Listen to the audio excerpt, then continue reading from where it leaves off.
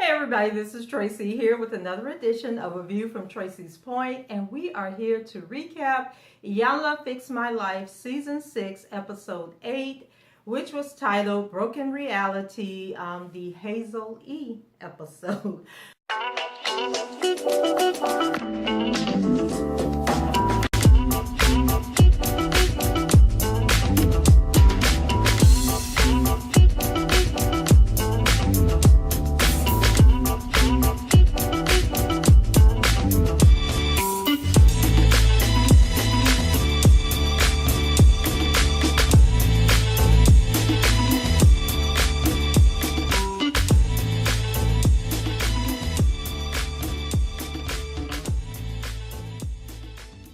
So a lot of people were anticipating this episode because I guess Hazel-E had made some derogatory comments on Twitter where she was lashing out at dark-skinned women. Now Hazel is or was, because I don't watch the show anymore, but she was one of the cast members of Love and Hip Hop Hollywood.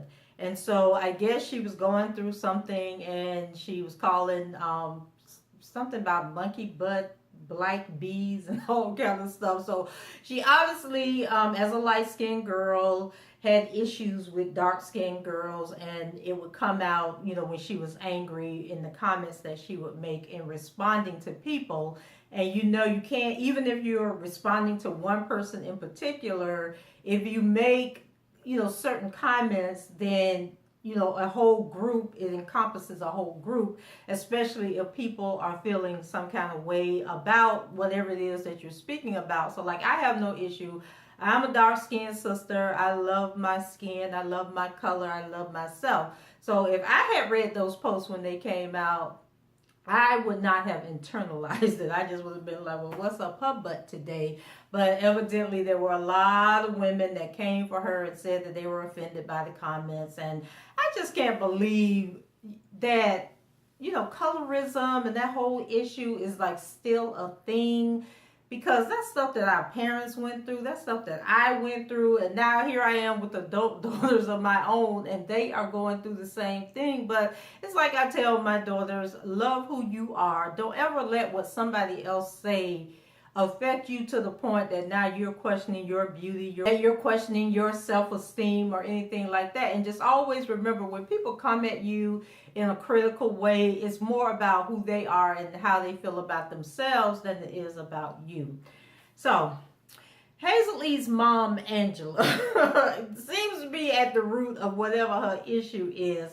And so when the show starts out, Angela sits down with Iyanla to discuss, you know, the tweets that Hazel-E put out, you know, calling people black ABs and ugly black monkeys and all of that. So then the mama didn't want to, said that she got pregnant when she was 17. She didn't want the baby and says that she never would have married Hazel's dad if it wasn't for her being pregnant. But then later on in the show, I got a little confused because I was like, was it Hazel's dad that she married, or did she marry another guy who felt sorry for her? Because the guy that Hazel thought was her dad or said was her dad, he ended up dying. But I guess on his deathbed, he told Hazel that he was not her father. So that's where I got a little confused in the story. And, you know, like I said, I be trying to write and listen to the show, so I, you know, kind of be screwing up there.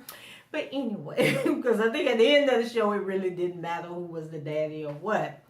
So the dad died in a motorcycle accident, I think when Hazel maybe was a little girl, like maybe 3 or 4 years old or something, but she was a little girl. And she says that the dad was very popular and that Hazel looks a lot like him, like they have the same look, same eyes, same attitude and all of this. So then Iyanla had the mother read some of the lyrics to Hazel's songs. And so, you know, it was the typical, you know, dropping it like it's hot, shaking your behind, using your body to get what you want. You know, the standard lyrics that are in most of the songs that are coming out today. And after the mother read the lyrics, Iyanla was like, you know, where did she get this behavior from? Like, why does she think it's okay to be writing songs like this or performing songs like this. And Iyanla, you know, she believed that Angela raised Hazel in an unstable environment, and that has led to the dysfunction in her life. But that with everybody. Then Hazel comes in to sit down and talk with Iyanla, and she was saying that, you know, she calls herself a diva, and Iyanla points out to her that when people use the term diva is typically an excuse for bad behavior because they're acting out, showing their behind, and they say, oh, well, I'm just being a diva, you know, you gotta excuse me. But then Hazel says that she knows how to get what she wants, and Iyanla asks her, does popping her butt get her what she wants? And so, you know, she admits that the song was stupid. You know, in hindsight, when you read them lyrics, you realize just how stupid the songs are, but they making you some money, so you kind of overlook it. So then Hazel goes on to tell Iyanla that she grew up in a very sheltered life, and that, you know, her mother always protected her from things and told her, you know, whatever is going on in our house, you know, that stays in our house. Don't be out there, you know, telling people what's going on. And so Iyanla asked her, you know, if that was sheltering her or if that was silencing her. So Hazel says that, you know, in hindsight, again, it probably was both. And so she talks about being beaten by her mother's boyfriend and by her mom. And that before the show started, she sat down and talked with the producer. And she told the producers that she was sexually violated by 2 women. And that her mother told her not to speak on it. You know, basically the mom, whenever something was going on, the mom would just pipe up and move. like that was going to solve the problem. So Hazel says that her mom was very conservative and didn't want anyone to know that she was being beaten. So she learned to do the same thing. So she grew up, you know, concealing what was going on, not telling, you know, things that were happening in her life.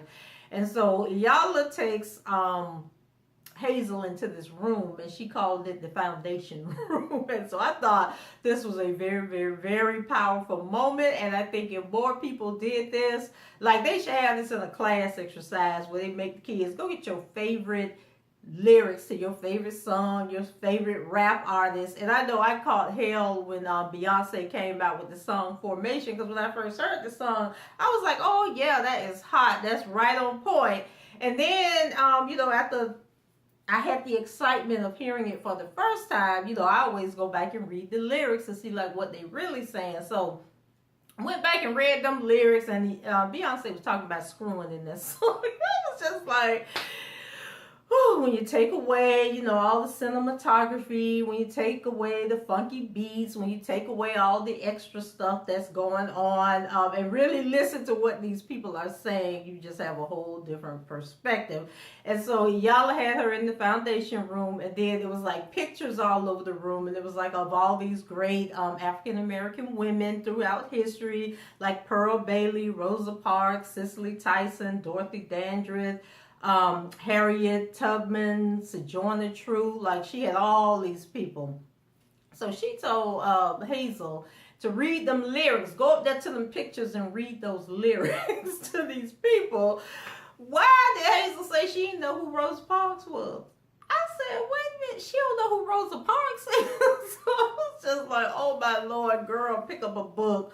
But anyway, you know, as she's reading the lyrics to these pictures, you know, Iyanla is like telling her, like, this is what this person did. You know, like, she wasn't shaking her butt. She wasn't, you know, popping it and everything. You know, she was trying to fight for our rights. She refused to give up her seat, you know, so that you could sit down on the bus. And so basically what she was pointing out to her was like, all these women have struggled and fought, you know, to break barriers throughout history to provide a better life for the next generation. And the way the next generation is showing appreciation is just by degrading themselves, you know, over sexualizing everything. And so it's sort of insulting that these people went through all this stuff, and then there are a segment of people that's not really understanding or doing positive things with that information. I thought that that was so powerful, and it just put everything into context. And it probably didn't really impact Hazel, because if she didn't know who Rosa Parks was, if she didn't know Rosa Parks' contribution then reading those lyrics to Rosa Parks probably didn't mean nothing to her. But if she truly understood who all these women were, then, she would have like a totally different outlook. So Angela and Hazel are brought together, and so Angela was very much in denial. I don't know what was going on in her life, but hearing the questions but it was obvious that as Iyanla was asking her questions, that she really wasn't hearing what Iyanla was saying. Like, she has this narrative in her mind as to how she responds to things, and so it didn't matter what Iyanla was saying. She already had these prepared statements that she was going to give. And so when she was asked about, the sexual abuse, the mama said she don't recall that. And then Hazel, tells her that it was the two black girls. And the mama was still like, oh, well, I fixed that situation. And Iyanla was like, well, how did you fix that situation if you don't even remember that the situation took place? Then Iyanla, she starts throwing the cards with the song lyrics out on them. And Angela, because she's still claiming that she doesn't remember. And I guess, like I said earlier, what she would do was she would just pike up and move. And so Hazel said that they used to move all the time, but the mama started reading off addresses and saying they only moved 3 times. So she was like totally missing the point. But, in that moment, we did learn the source of the hatred that Hazel has towards dark-skinned women, because the 2 women that allegedly sexually assaulted her, they were dark-skinned women. So I guess when people are coming at her or, saying things or doing things to her, she always go back to that moment when those 2 women, were assaulting her. And then when Iyanla was trying to get Angela to understand this, she just wasn't grasping it. And she said that all her life, she just keeps moving forward and not trying to look back. And then Iyanla said, well, that's part of the problem, because your daughter is your back. Like this, she's representative of everything that you left in the back. And so when you don't look back, you don't see her and you can't see her pain. And I was like, damn, yo, like that was deep. Iyanla talks to Angela alone again, and she's still saying that, she doesn't recall the abuse. And Iyanla explains that it's the source of the hatred for Hazel, that she's extracting on that she's putting on dark-skinned women, and that Angela has to wake up and understand what's going on. So then Iyanla asks Angela, has she ever apologized to Hazel before? And so Angela was like, apologize to her? Like, what do I need to apologize? I didn't want to be a teen mom, but I love my daughter and I tried to provide her with the best life. So, I'm not ashamed that she's here. And Iyanla was like, no, apologize to her for becoming a teen mom, for being with abusive men, for her being sexually assaulted. Then Angela says that she doesn't feel like she has to apologize, but Iyanla explains that the apology isn't about Hazel being born, but the life that she had to live as a result of Angela's poor choices. So Hazel and her mom, they're together again, and Hazel talks about keeping things in so that she won't be an embarrassment to her family. And this was the part where Hazel said about she went to see the person and they were on their deathbed, and she had only seen them a few times, and then when they were dying, they said that they weren't her father. And so I wasn't clear on, was that the actual biological dad, or was that somebody, or was that the man that the mother married? So that wasn't very clear as to who Angela married. Did she get pregnant from somebody else and then this person married her? How they used to do back in the day. Or was it the guy that she got pregnant from that married her? Oh, and when they were talking about moving all the time, Hazel pointed out that, she never had a firm foundation, and that, it was so difficult, like having to pike up in the middle of the night and move. And then she never got a chance. She would make friends and then they would leave, and she would never have an opportunity to say goodbye to those friends. So in the long run, that impacted her, because now you don't really want to, have relationships with people or build friendships, because you always have in your mind that it's not going to last and you're going to have to up and leave for whatever reason. So Hazel's outbursts are a result of being silenced all her life, and Iyanla asked her, what she did that was so bad that so many people are against her. So at this point, they were talking about not only was she making tweets about dark-skinned women, but evidently she was saying things about the gay community, but they didn't really show the tweets about the gay community or get into what it was that she was saying about gay people. And a lot of people on Twitter were upset about that because they were saying that they kind of like just swept over that and didn't really address the issue. So I don't know what Iyanla's reasoning was for not focusing on the whole, what she said about gay people. So, but Iyanla did tell her that, you know, she has a right to tell her story and that, you know, she shouldn't allow her mother to silence her, and that once she releases, you know, all the things inside her, now that she's exposed it and told and they found the heart of the matter, then that should, you know, stop her from going out there talking about people and calling people names. But we will see how that works out. And Angela apologizes, you know, for making Hazel feel like, you know, she was a mistake. And she apologizes for picking a father for her that she didn't know or love. And she apologizes for exposing her to abuse. So that kind of cements in my mind that the guy that she married was not Hazel's father, but maybe she told Hazel it was her father. Y'all help your girl out here. So then to close out the show, Iyanla brings in several black actresses to discuss colorism. So we're just going to go down the line. So she had them sitting, she had two chairs face to face. So in the first setup, it was Rashina Ali, who is on that dreadful Sister Circle show that I cannot believe is still on, but I guess y'all like that. So she was saying that lighter skinned sisters always made her feel inferior, and that growing up in the South, boys liked light skinned girls with long hair. And then Angela, she was actually talking to Angela, and so Angela says that she was called the milkman's daughter by dark skinned girls because I guess she didn't know who her daddy was. I'm thinking, kids can be so mean. Then they had a girl named Crystal Wilson, who I wasn't sure who she was, and the singer Estelle. And so Crystal, who is light-skinned, says that she was invited to an industry party, and that, you know, they were hanging out and everything, and she had her girls with her. She was so excited, you know, because things were popping off for her finally. And so they went to this party, and then when they called in at the gate or whatever, whoever answered the call asked her, did she bring who was with her? So she told them who was with her. And so they said, okay, well, the two dark-skinned girls, they can't come up.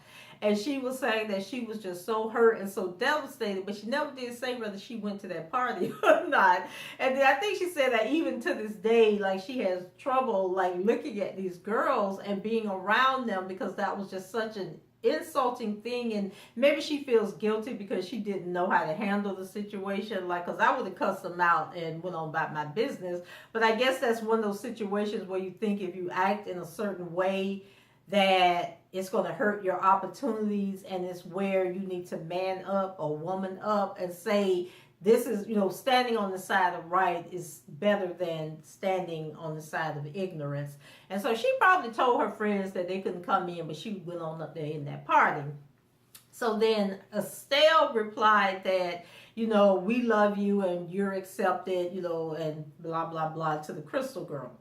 So next up was my homegirl, Raven Goodwin, who plays Niecy on the now canceled Being Mary Jane show. So Niecy wasn't having it, and she was partnered with Hazel, and she was like, she was speaking for all the dark-skinned sisters. She was like, Iyanla, you can sugarcoat it all you want to, but I'm going to tell this heifer that she was dead wrong, and not only did she hurt the people that she was talking to, but she hurt me as a dark-skinned woman, and that we have come too far in history to still be dealing with the paper bag test.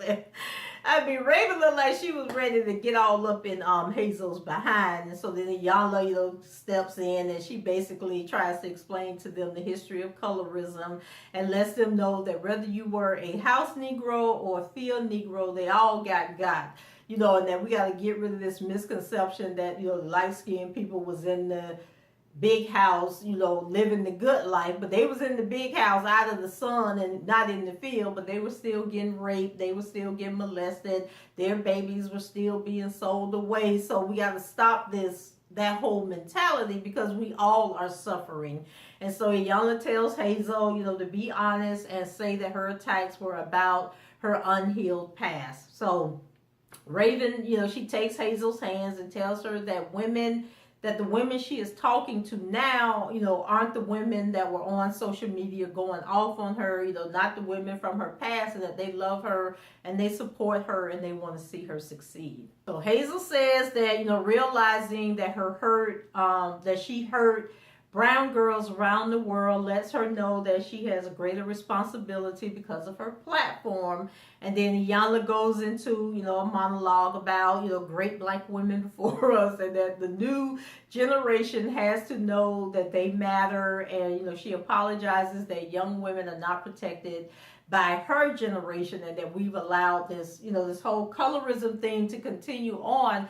But my thing is, how do you stop it? Because when I look at, there are like so many hurt people I realize on social media, just reading some of the comments that they make and some of the things they say and do to each other. And it just really lets me know that this current generation, they are in a lot of pain and they are lashing out.